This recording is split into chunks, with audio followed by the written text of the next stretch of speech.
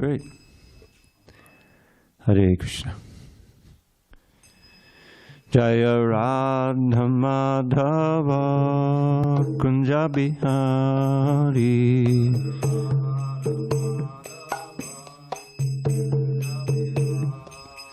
Jaya Radha Madhava Kunja Bihari.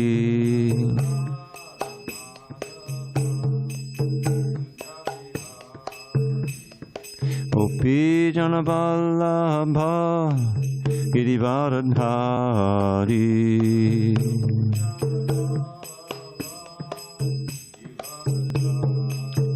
Jai Gopi Jana Vallabha Girivardhari.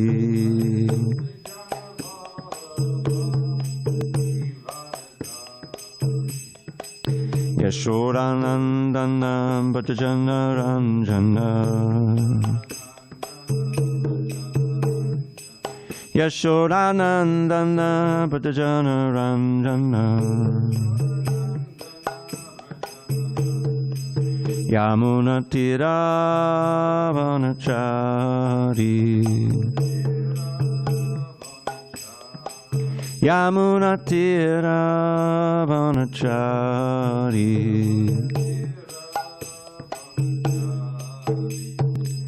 Hare Krishna, Hare Krishna, Krishna Krishna, Hare Hare, Hare Rama, Hare Rama, Rama Rama, Hare Hare.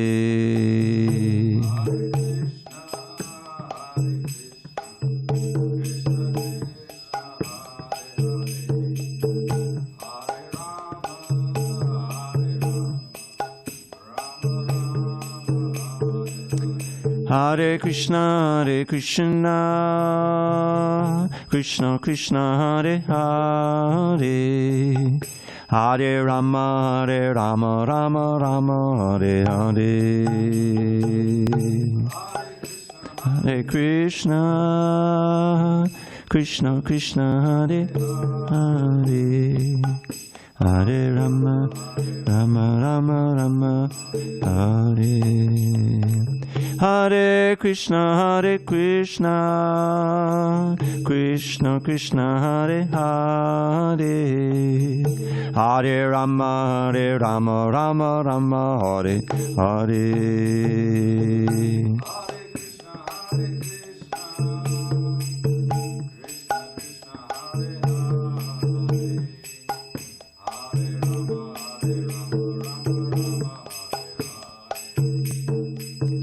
Jaya Radha Madhava Kunja Bihari.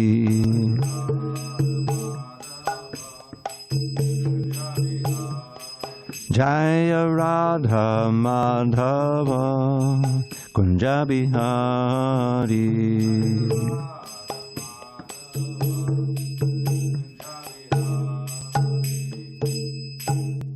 Jai Om Vishnupad Paramahansa Bhagavad Gita Ashtottara Sri Srimad, His Divine Grace, Srila A.C. Bhaktivedanta Swami Prabhupada Ki Jai. ISKCON BBT Founder Acharya, Srila Prabhupada Ki Jai. Jai Om Vishnupad Paramahansa Bhagavad Gita Ashtottara Sri Srimad, His Divine Grace, Srila Bhakti Siddhanta Saraswati Thakur Ki Jai. Ananta Koti Vaishnavinda Ki Jai. Navacharya Srila Haridas Thakur Ki Jai. Srimad Bhagavad Gita Ki Jai. Samaveda Bhaktivinoda Ki Jai. All glory to the assembled devotees. All glory to the assembled devotees. All glory to the assembled devotees. All glory to Sri Guru and Gauranga.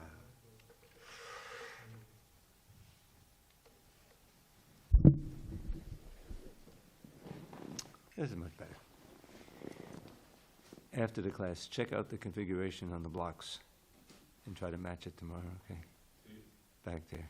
Also, it's right straight in the camera. Okay. Om Namo Bhagavate Vasudevaya. Om Namo Bhagavate Vasudevaya. Om Namo Bhagavate Vasudevaya. Om Namo Bhagavate Vasudevaya. Okay, give me a little time here. Text 4, I believe. Yes, definitely. Okay.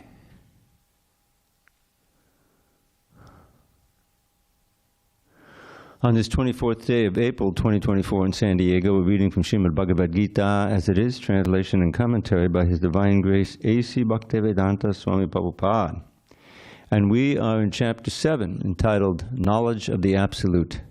Text number 4 at the top of page 308.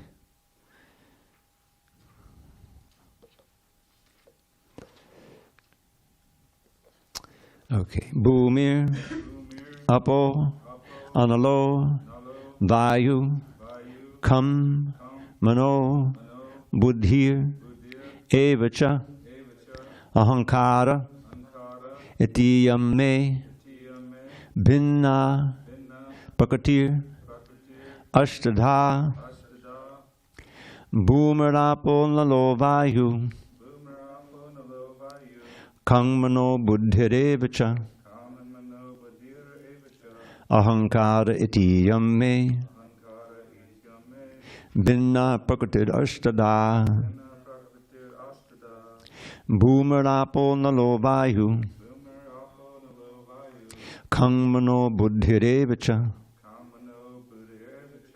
Ahankara Etiyam me, Bhinna Prakatirastada, Bhumarapo Nalo Vayu, Kangmano Buddhirevacha, Ahankara Etiyam me, Bhinna Prakatirastada, Bhumir Apo Nalo Vayu, Kangmano Buddhirevacha, Ahankara Etiyam me, Bhinna Prakatir Astada. You want to try? Bhumir Apo Nalo Vayu, Kangmano Buddhirevacha,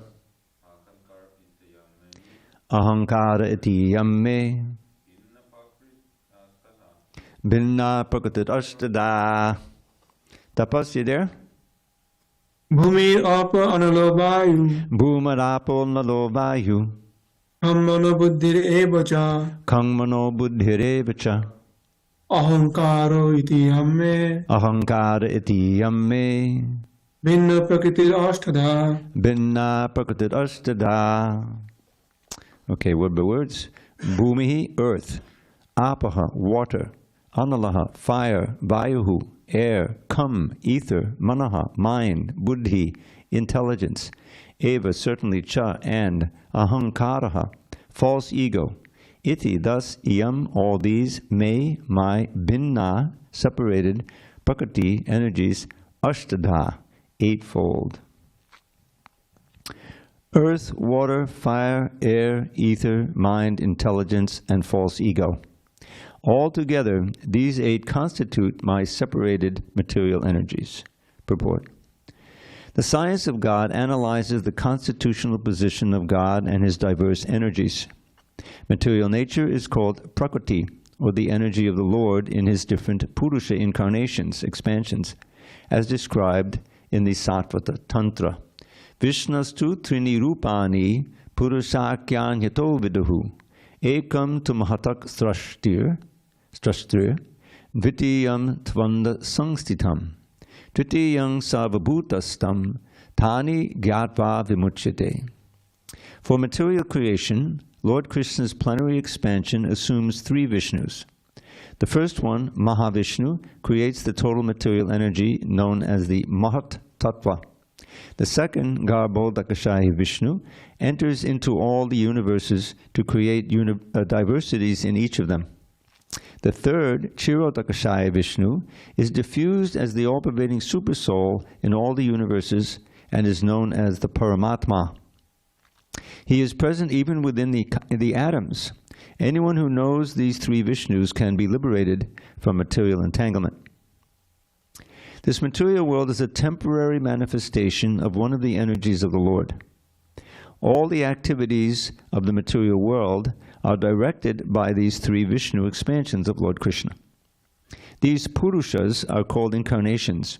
Generally, one who does not know the science of God, Krishna, assumes that this material world is for the enjoyment of the living entities, and that the living entities are the Purushas, the causes, controllers, and enjoyers of the material energy.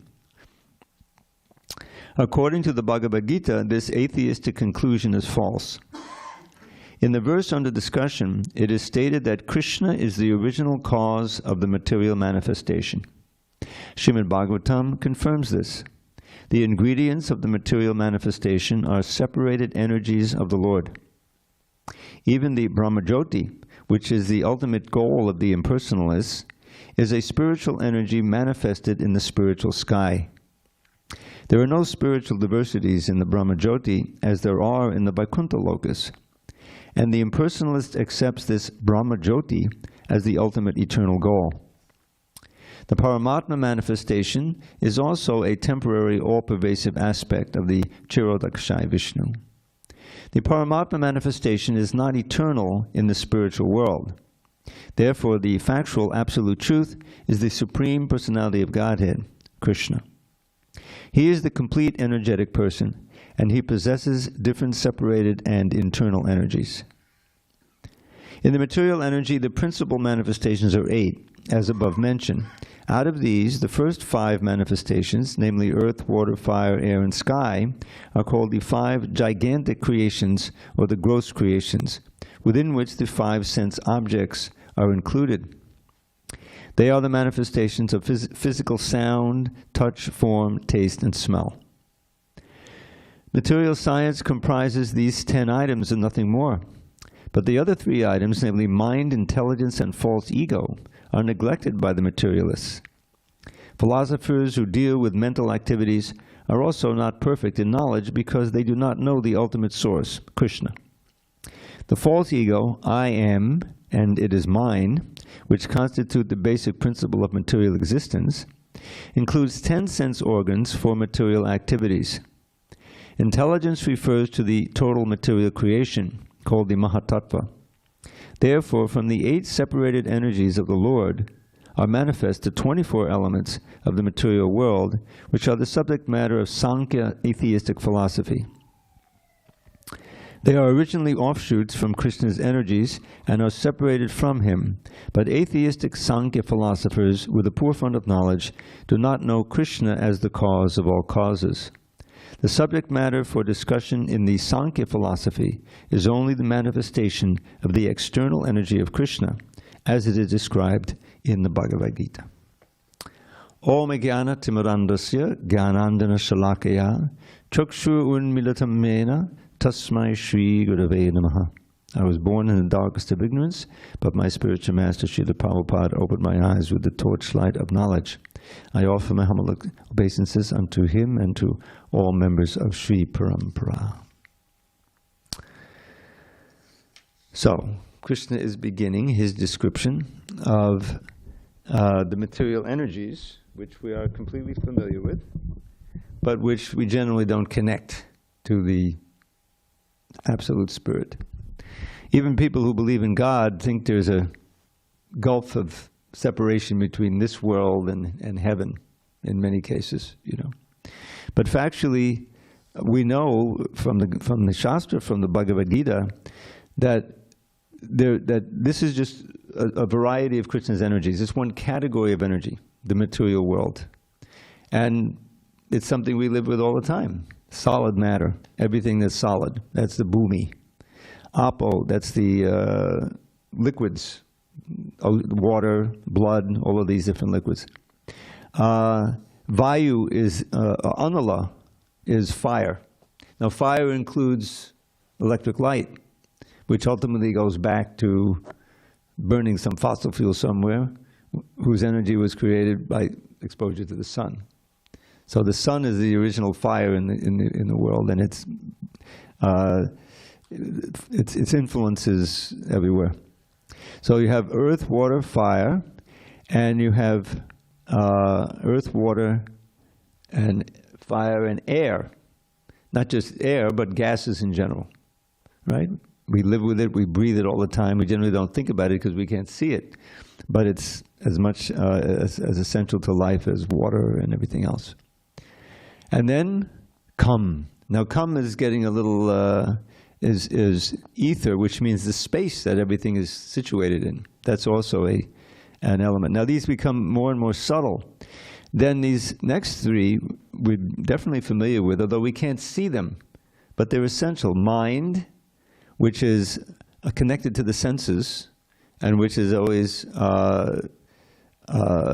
judging. Is this something pleasurable or not pleasurable? Should I direct the senses here, there, something?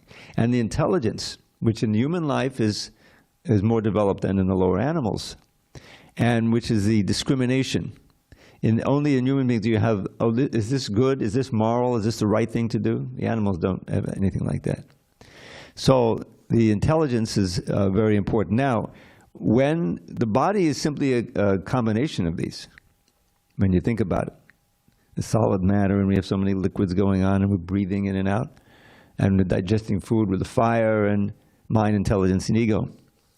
So the whole mission of human life is to recognize this, that we have these senses. Now the senses are mentioned as 10, so usually we think 5, right? Because senses are Gyanendriya, which is the knowledge-acquiring senses, which we normally call the eyes, the ears, the tongue, the sense of touch, all these, smell. So these 5 are called Gyanendriya, but there's also Karmendriya, active senses. The hands are considered to be a sense, the senses, the feet, the voice, and the reproductive organ, the excreting organ. These are all called the karmendriyas, which we act and interrelate with the world. And then you have the what was it? I forget what they're called, but the sensations. When the tongue interacts with something tasty, then there's the taste sensation, right? And the eyes, we want to see beautiful things. So that's a sensation of sight. And of course, hearing, the sound, that's another sensation. So you add them all up and they come to 24.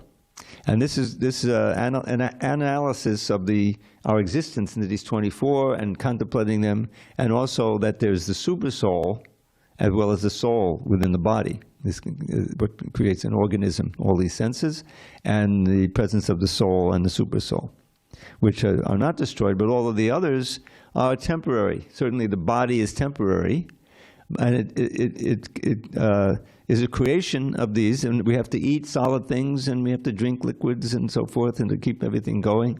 But eventually the soul leaves, it becomes untenable, and that's called death, and everything devolves into earth, water, fire, like that. It's burned or buried like that. So this body is just, and it's always changing, and it's a temporary conglomeration of these 24 elements. So it's important to realize that the super soul is a representative of Krishna, that there's this idea of oneness and difference, that expansion. Krishna is the original. Krishna's tu Bhagavan Swayam. There's a verse in the 3rd chapter, I think it's text 28, of the Srimad Bhagavatam, 3rd chapter of the 1st canto. And it's describing all the different avatars, like the Dasa avatars and some others in there. Nishring is mentioned. Even Lord Krishna is mentioned with Balaram, but he's the avatari, he's the source of them, but he's there. So, and then there's this final verse which says, I forget the Sanskrit now, but the key line is the idea is that all of these different avatars are either plenary portions, means full expansions of Krishna, or partial expansions of Krishna. But Krishna's tu Bhagavan Swayam. Krishna is Bhagavan himself. He is the cause of all causes, meaning that he expands. And mentioned here is the Purusha avatars. They're especially expanded for the creation and maintenance of the material world. So you have this Mahavishnu. We have this nice illustration there in the corner. Mahavishnu lying in the causal ocean, and he's breathing in and out. And he's so vast that the universe is not just one universe, but all thousands of manifestations, different universes, are present in his exhalation. And that exhalation can last for millions and millions of years. But then when he breathes in, there's this universal devastation. Everything, the universe is destroyed. The living entities, of course, don't get destroyed. They all merge back into the body of Mahavishnu. And then there's this long, long period where we're kind of in suspended animation. We're not dreaming or anything. But we're not dead. And all of our karma is preserved. And then when he breathes out again, then gradually we manifest. Lord Brahma comes out. He's the first. And from him comes, he has his offspring born from his mind. And some of them are Prajapatis, or in English, progenitors. You can see the different, how the language is based on Sanskrit. And gradually the universe is populated. And it's not a completely smooth business, you know. Lord Brahma, he has, I think, his first offspring are the Kumaras. And he says, okay, you can grow up and propagate. He said, no deal. We have these powerful yogis. We're going to keep ourselves at 6 years old, thank you. And just meditate on Brahman. They became like Brahmavadis. Then they were converted to bhakti when they went up to Vaikuntha. And anyways, the whole interaction, and they cursed the Jaya and Vijaya, wouldn't let them in the last gate because they really weren't bhaktas yet. So they had to come down, and we're reading about Hiranyakashipu. There's three pairs of demons who are all killed by Krishna. And the first pair is Hiranyaksha and Hiranyakashipu. So Hiranyaksha has already been killed in the third canto by Varaha, and now Hiranyakashipu is about to be slain by Nrsimhadev. Don't miss it in the morning. There's going to be a fight.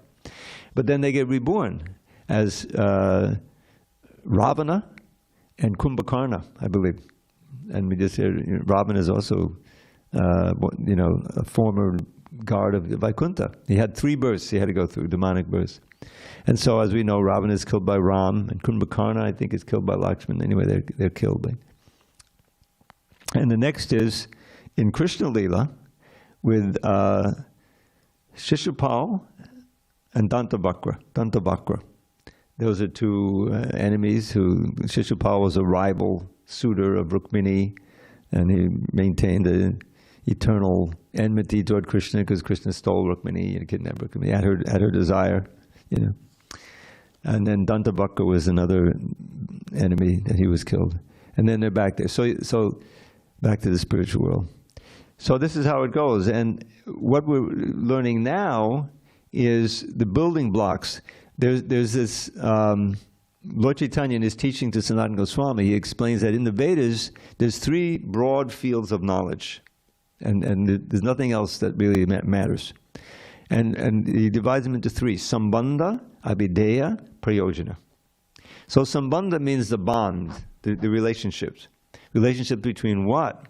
Well, there's 2 meanings for it. Sambandha can also indicate our eternal relationship with Krishna. We all have an eternal rasa that we've forgotten. But bhakti is meant to gradually awaken that. So that's one sambandha. But the initial sambandha, when we're first learning philosophy, is who is God? What is this world? How is this world created? What is our relationship to all of this? What is the relationship to the world, the relationship to God? All of this is sambandha. So that's, and then abhideya is the practice of bhakti. All of the things that we learn, chanting Hare Krishna, all the offenses to be avoided, both nam aparad, seva aparad, right? And all of that, the practice. So that's the practice that we perform, all coming down from the Shastra, by which we can awaken ourselves to the final goal, which is the prayojana, the goal of the whole process, which is reawakening our love of God and returning to the spiritual world, back home, back to Gaia.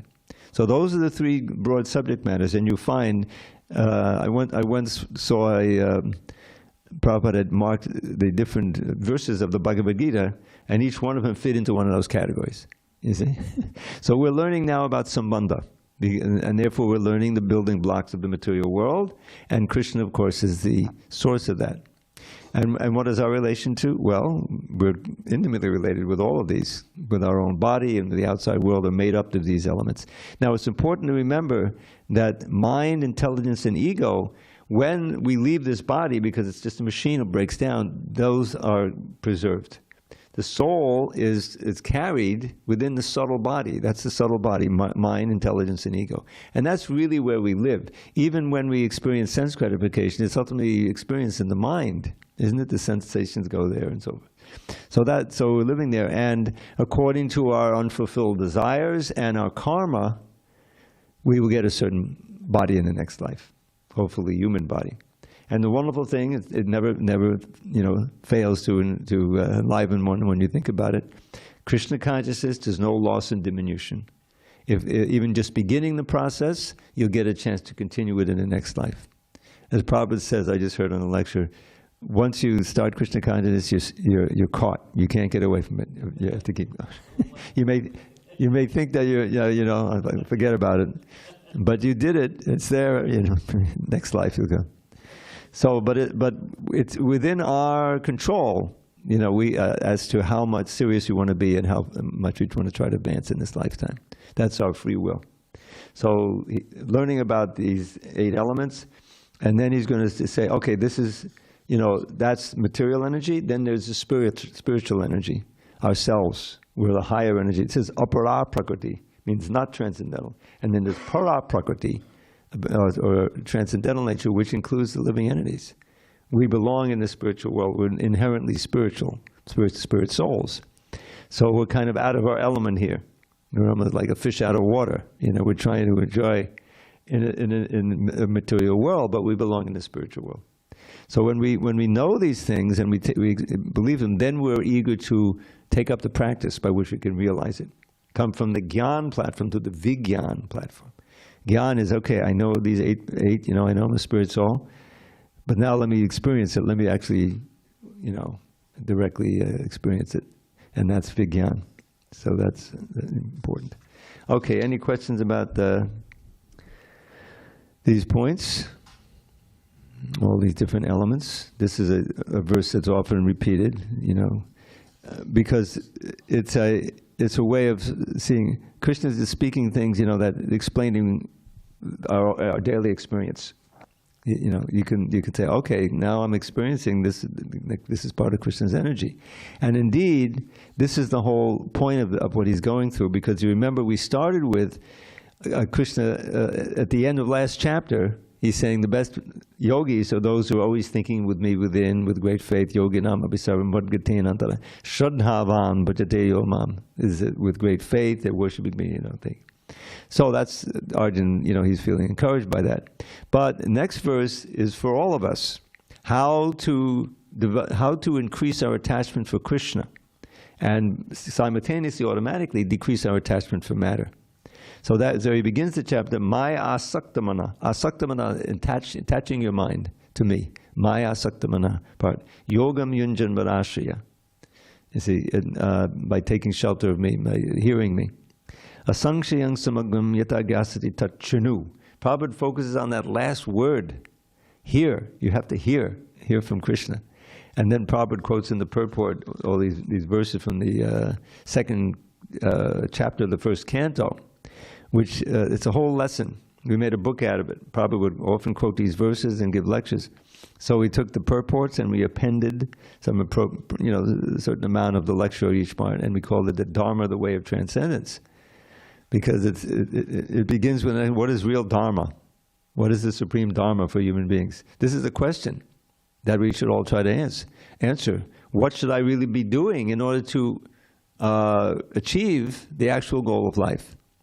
And so it begins with Dharma, Savai Pung Sang Paro Dharma, Yato Bhaktir Alhokshaje, Ahaitukya Pradayata Yeyatma Suprasidati. How can the soul be fully satisfied?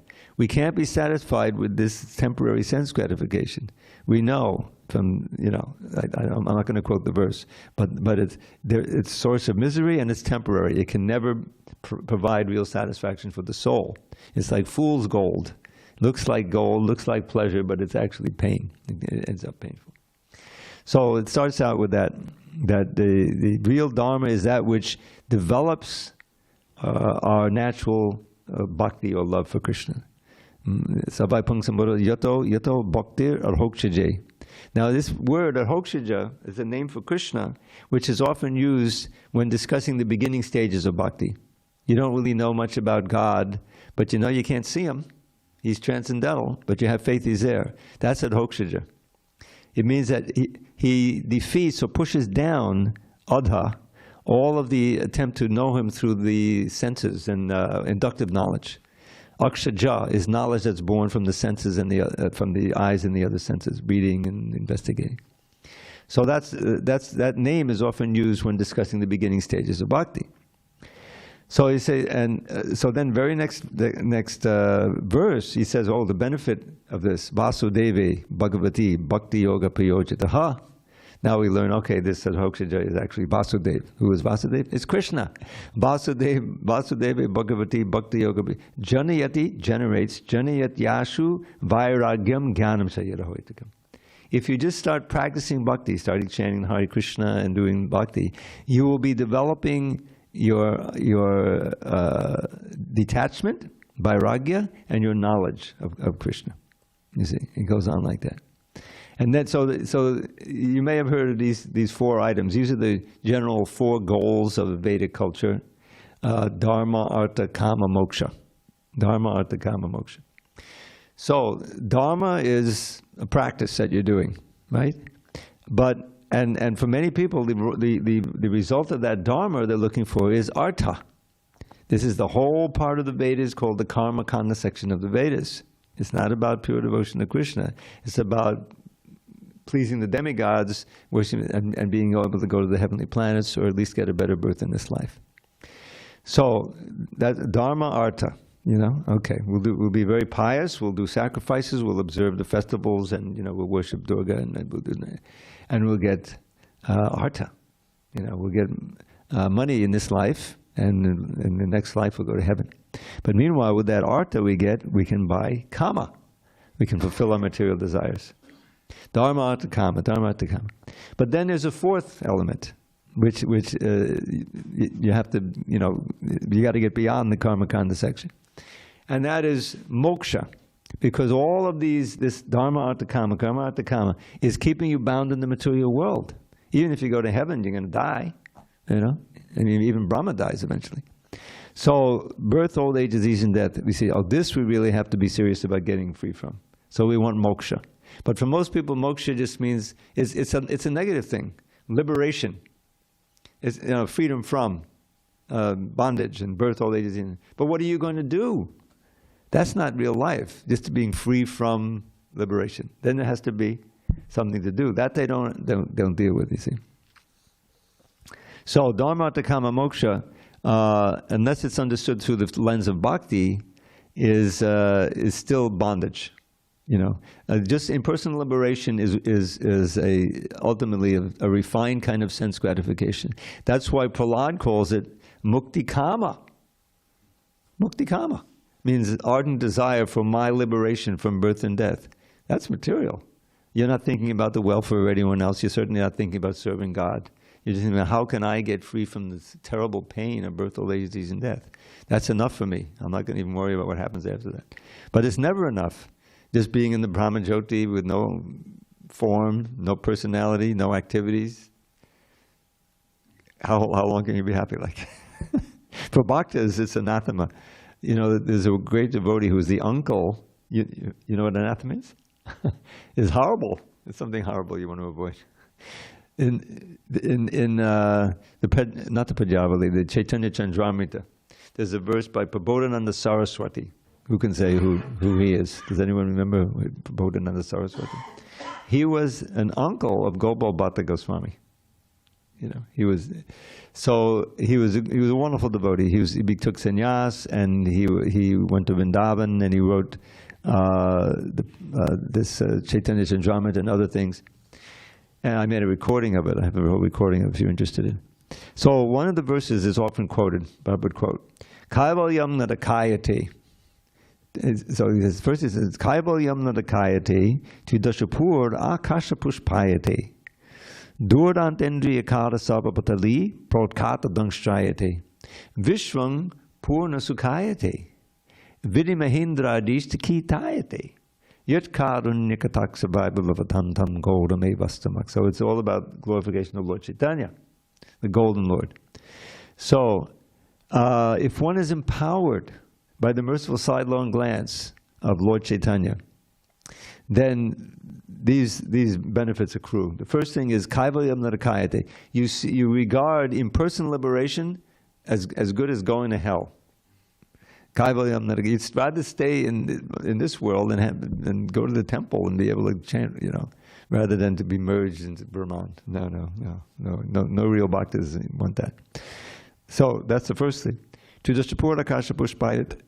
And the heavenly planets, which is so alluring. Oh, let me go to Indra Loka and Brahma Loka and all these lokas, are no more meaningful than sky flowers. In other words, I'm not interested. For me, it doesn't even exist. You see? No, thank you. Then, what about the yogis? Right? He's covering different categories. There's the Brahmavadis.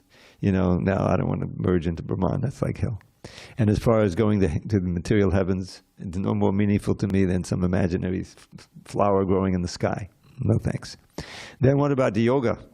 Well, the yoga means, controlling those difficult to control senses. That's the big thing about the yogis, So he says, Durdantendriya kara sabhavatali podkata dangstrayati.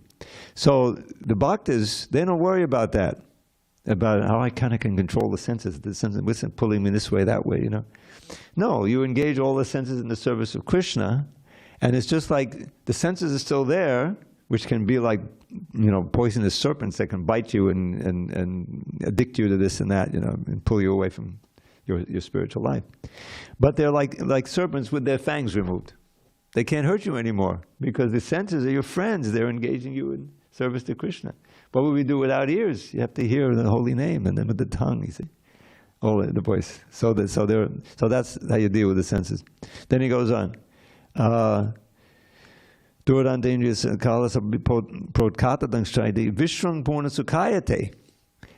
this world which Krishna he certifies as dukkhalayam shashvatam in the 8th chapter, means an abode of misery and temporary. All right, I've got, I've adjusted to the different miseries. I can eke out my little. Yeah, but it's temporary too. The whole thing is blown away. You're going to die. This world's going to get destroyed. So don't try to be happy here. So, but for the devotee who moment to moment is seeing Krishna everywhere because of his Krishna consciousness, he sees everything in relation to Krishna because it really is related to Krishna. Can you imagine if just walking down the street light would remind you of Krishna? Because after all, it's the Vedic energy, right? And it was built by some intelligent human. But where did the intelligence come from? That comes from Krishna, you see? So everything reminds you of Krishna. Prabhupada was like that. So therefore, the devotee, even if you may be getting old, and the whole world is filled with happiness. Vishwang Purna Sukhayate. The whole universe is filled with happiness. And as far as the demigods, Vidhi Mahindradis. Vidhi is Brahma, Mahendra is Indra, and the others. They're no more important in terms of worship or anything than insects. He uses that word. This is classic Prabodhananda Saraswati. But how does one get to this point?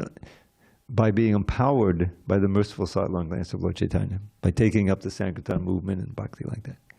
So that's pertinent because we're dealing with these elements now. So Krishna is he defines these different elements that we live with. It's this pure Sankhya, analyzing and everything. And then he's going to describe how he is present in all of the interactions that we have with these elements. Rasoham, he says, I am the taste of water. Rasoham apsu, O Kaunteya. Prabhasmi shashishurya. I am the light of the sun and the moon.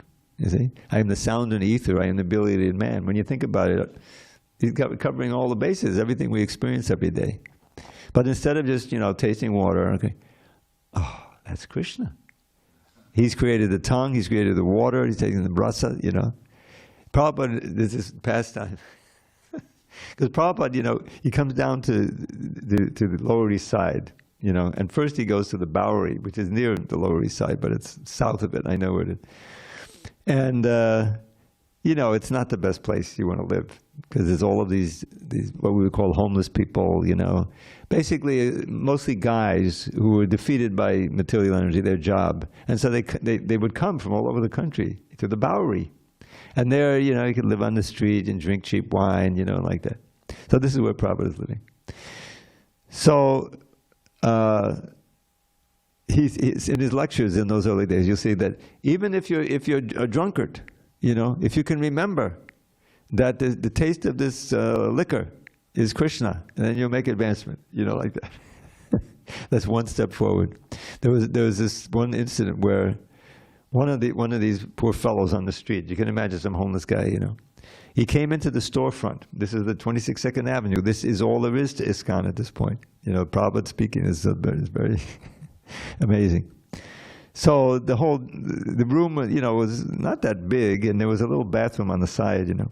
So this guy staggers in, and he said something incoherent, and he went to the bathroom, and he was carrying some toilet paper as a gift, as a donation, you know. So he brought it in, he put it in there, and then he said, "This is for you," you know, like that. And then he left, and Prabhupada said, "Just see, he has begun his devotional service, even in this stage." You see. So this is the ABCs. How can we remember Krishna? Well, we have a choice. We can go off to the Himalayas and try to do the yoga, but wrestling with the mind, the powerful mind, it's not going to work. But we're on, you know, Kali Yuga. But this is practical. You know, we can begin to see the light of the sun and the moon, all of these things, as Krishna's energy. There's a parallel thing in the Bhagavatam. The first step in God realization, the universal form. You probably heard it. Those aren't just rivers, those are the veins of the universal form, you know, the big body of God, you know. I remember I was flying back from one of my trips in previous years. I would go to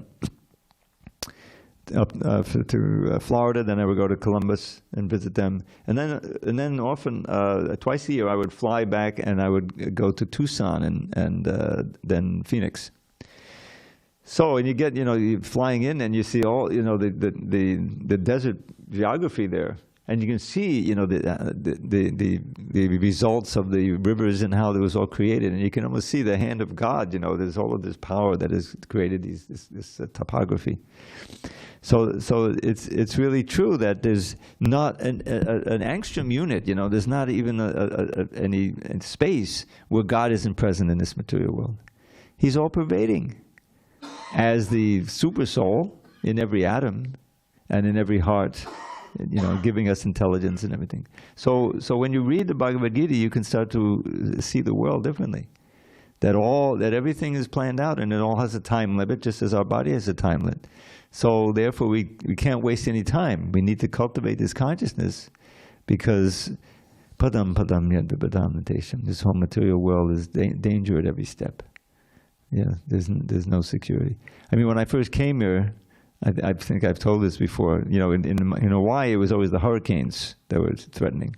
But there's some warning with those, you know. I mean, if it's really bad, you can just pack everything up and go inland, you know. But here come this earthquakes zone, right? I immediately saw, well, where is that San Andreas Fault in relation to where I'm sitting, you know? And I said, oh, it veers a little bit to the east, right down here, right? Whereas in San Francisco, it's more or less right. So, well, that's a relief to some degree, I think. But I remember there was an earthquake here.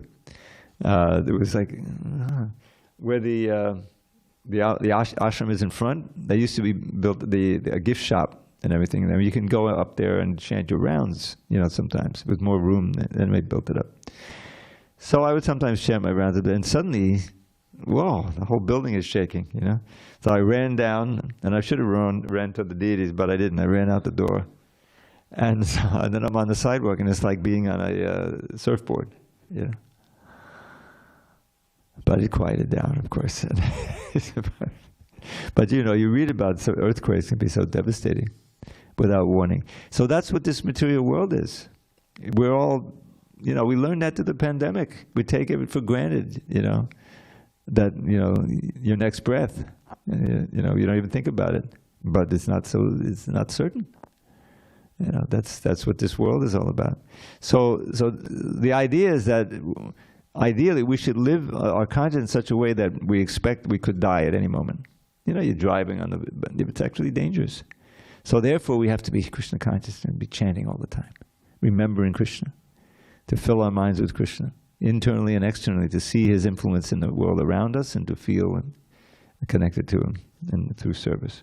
So that'll come out in this chapter. Okay, let's do one more verse. We did 4, right? Did you have a question? Okay, yeah, let's get a mic. He's got a mic there.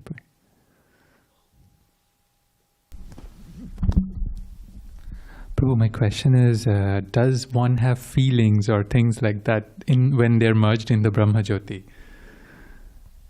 How long can you feel relief that you're not going to take birth? You know, after a while, that's a given. You know, when you think of feelings, we think of rasa.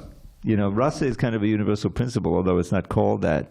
But even just, you know, relation with inanimate things, just like, you know, eating a nice meal, say a prasadam, you know. There's a relationship with the food, you know, and the sense of taste and smell and the whole experience. And you know, and that's of course multiplied when you have other living beings, you know. And cause I'm always listening to Prabhupada lectures, and a lot of times he brings the dogs in, you know, that if you can't develop your, you know, love anybody, you know, your wife, you don't have kids, then you'll have to develop with a dog, you know. Every day when I take my walk, I missed it this morning, you may have noticed, up a Cass. And there's hardly anyone out at that hour, 6:30 in the morning, especially on weekends. But the dog walkers are there. You know, there's this one guy. and anyone, if you go up Cass, you'll see there's a really nice facility there because they made these bike lanes.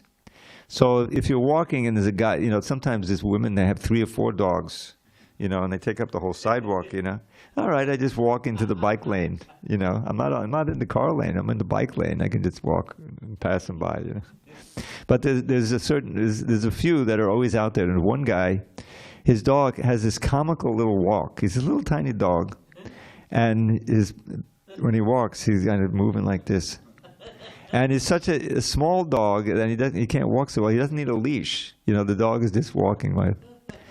So the dog, you know, I would go by the dog and say Hare Krishna. I'd say good morning to the guy, but he was kind of frowning at me. He looked like an unhappy guy, you know.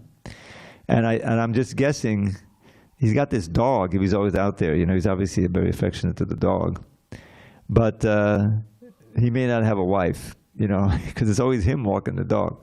Anyway, so that's one guy, and there's several others, and you know, women. So it's just exactly like that. They'd rather not be up, you know, at 6:30 in the morning on the Saturday walking the dog, but they have to walk the dog because the dog's got to go out, you know, like that. So they have this relationship they develop, but it's, in one sense, it's funny, but it's also tragic, you know, that this affection that's meant for Krishna is diverted into a dog. But even if it's diverted into other human beings, if that's all you've got, it eventually breaks. Time will attenuate and ultimately break all the relationships. And what happens to that love, what happens to that desire, you know? Then you take that with you and you try to achieve it in the next life, but because of your sinful activity, you might not even know it. You may lose the human form of life. So this is really important business. If you understand the philosophy and you believe it, that having come to this human form of life, now having access to this knowledge, having a society where you can actually learn the techniques of devotional service, it's invaluable. It really, and it kind of puts in perspective all the other things that are going on in the world. It's a big mistake. Everyone is taking so seriously, you know, my country, my life, my family, this, my, and it's all temporary. It's just the play of Maya. And this is what we should really be doing, cultivating the knowledge so we can have the practice, have the faith, bring the faith, and be, you know, do what we know is the best thing to do, is to develop our love for Krishna through service. All right, so we didn't read 5.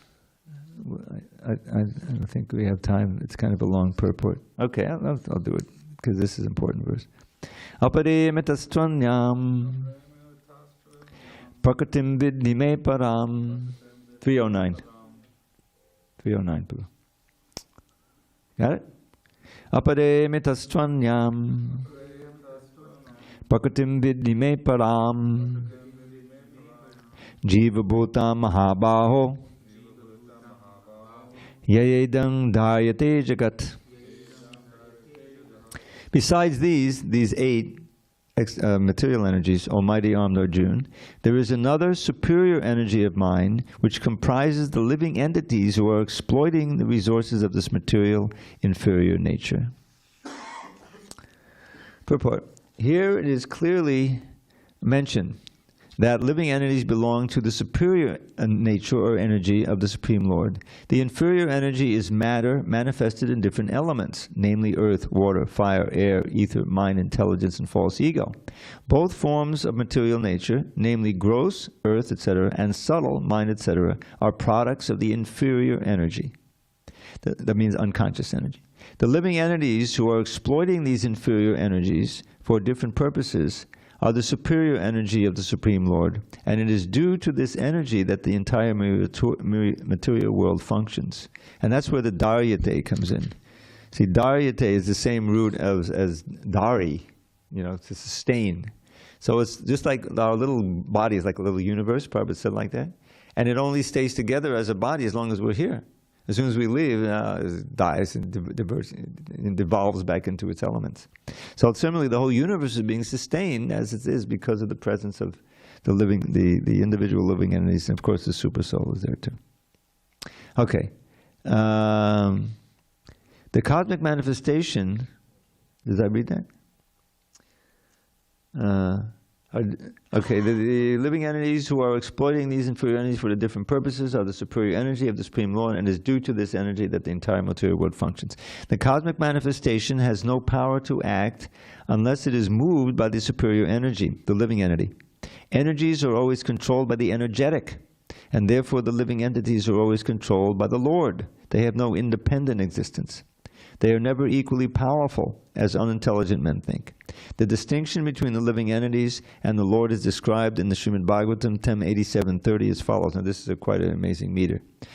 Apadamataduvastanubato yadisavagatas tarhin shashiteti niyamo duvane tadata adini yanmayantadavamuchaniyantra bhavet samamanajantatam yadamatam matadushtadaya. O Supreme Eternal, if the embodied living entities were eternal and all-pervading like you, then they would not be under your control. But if the living entities are accepted as minute energies of your Lordship, then they are at once subject to your supreme control. Therefore, real liberation entails surrender by the living entities to your control, and that surrender will make them happy. In that constitutional position only can they be controllers. Therefore, men with limited knowledge who would advocate the monistic theory that God and the living entities are equal in all respects are actually guided by a faulty and polluted opinion. Close quote. The Supreme Lord, Krishna, is the only controller, and all living entities are controlled by him. These living entities are his superior energy, because the quality of their existence is one and the same with the Supreme, but they are never equal to the Lord in quantity of power. While exploiting the gross and subtle inferior energy, matter, the superior energy, the living entity, forgets his real spiritual mind and intelligence. This forgetfulness is due to the influence of matter upon the living entity. But when the living entity becomes free from the influence of the illusory material energy, he attains the stage called mukti, or liberation. The false ego, under the influence of material illusion, thinks, I am matter, and material acquisitions are mine. His actual position is realized when he is liberated from all material ideas, including the conception of his becoming one in all respects with God. Therefore, one may conclude that the Gita confirmed the living entity to be only one of the multi-energies of Krishna, and when the energy is freed from material contamination, it becomes fully Krishna conscious or liberated. And so, what is mukti then in the bhakti conception? So it's defined in the second chapter. Muktir hirbanyata rupam swarupena vivastiti. Swarupena Vyavastiti. So this mukti means to give up all these other forms, like right here in this material body we have. We've had many forms, right? Childhood, and this is one in one of this overall form. So we're going to give this up anyway by force, you know. But the mukti is defined as giving up these different forms and being situated in one's swarup, his actual eternal spiritual form. That's actual mukti, not giving up this form and merging into the impersonal absolute. That's false mukti. That's the ones who do that think they're liberated, but ultimately they fall down again. This is in the Bhagavad Gita, because it's too, you know, it's not complicated. It's too boring. How long can you do that? You know, I'm free, I'm free, I'm free. You know, for what? Just to be free. I don't have anything to do. I won't think anything. No. They come down again. Because they're averse to serving Krishna's lotus feet. They don't believe in God as a person. They think this is the absolute, you know. So they can't awaken that service attitude to Krishna's lotus feet, which is eternal. There's unlimited service to do in the spiritual world, and you're always blissful doing it. Okay, it's getting late, so one little motto. How's it go? Love God, not the bod. Chant Hare Krishna. I think that's, maybe I left the line out. All glory to Srila Prabhupada. Haribol. Another t-shirt motto.